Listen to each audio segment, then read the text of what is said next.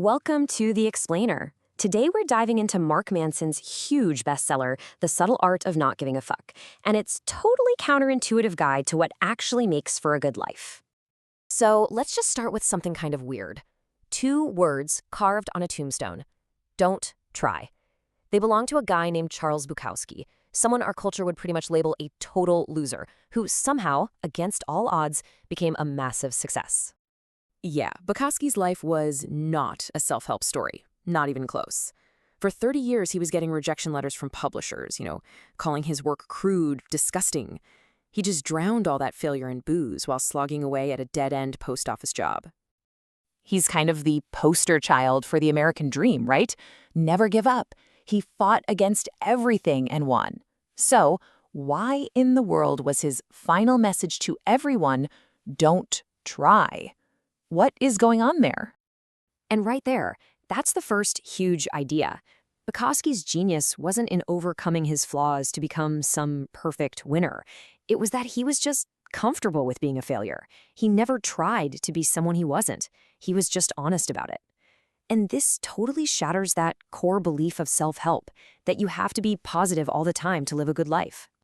Okay, so let's talk about this trap of positivity. Our culture is constantly screaming at us to be happier, healthier, better, smarter, richer than everyone else. We're supposed to care about everything. But this obsession with the positive, ironically, it just reminds us of what we're not and makes us feel worse. This leads to what the book calls the feedback loop from hell. And it's this crazy, uniquely human thing we do. You get anxious about something, and then you get anxious about being anxious. You feel guilty, and then you start feeling guilty for feeling guilty. It's this insane mental spiral that just feeds on itself. And you can see that spiral perfectly here. Society tells us that negative feelings are a problem, that they're not okay. So we judge ourselves for having them, which, you guessed it, just creates more anxiety. The way out is so counterintuitive. Just accept that it's okay to feel bad sometimes. Stop giving a fuck about feeling bad. And this all ties into this really mind-bending idea called the backwards law. It basically says that the more you desperately chase after something, the more you just reinforce in your own mind that you don't have it. The more you want to be happy, the lonelier and more insecure you feel. And this lays out that paradox perfectly. Chasing positive feelings is a negative experience because it's a constant reminder of what you lack.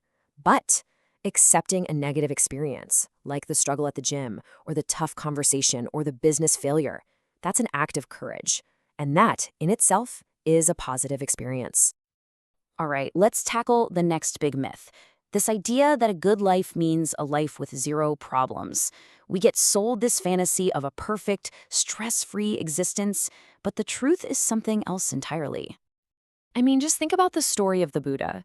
Here's a guy, a prince, who was literally shielded from all suffering. He had everything.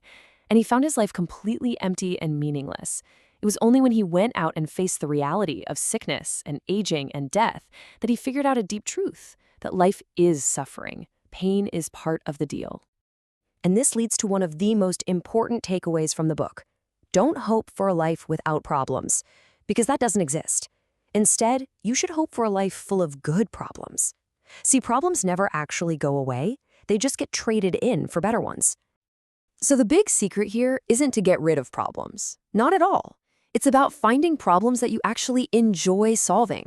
Happiness isn't some destination you arrive at. It's the activity itself. It's the process of solving things, of climbing the mountain. It's always a work in progress. And that completely flips the script on the most important question for your life, doesn't it?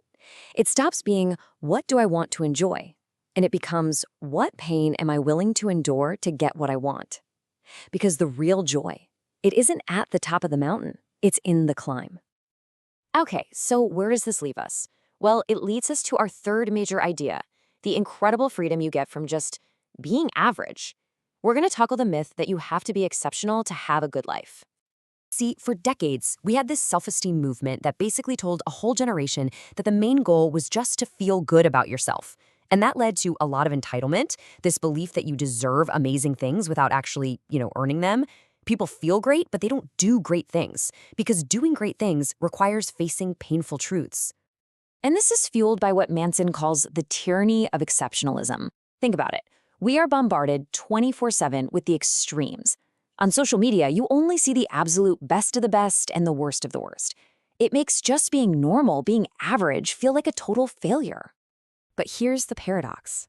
The people who actually become great, they get there because they're obsessed with the fact that they are not great yet. They're driven to improve. So accepting that you're average, that you're work in progress, that's not failure. It's freedom. It frees you from all that pressure to be extraordinary, and it lets you actually get to work.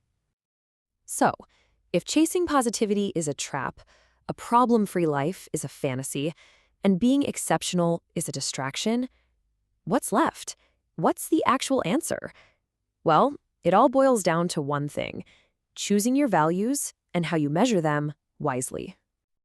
Just look at this. It's the story of two rock stars who both got kicked out of absolutely legendary bands.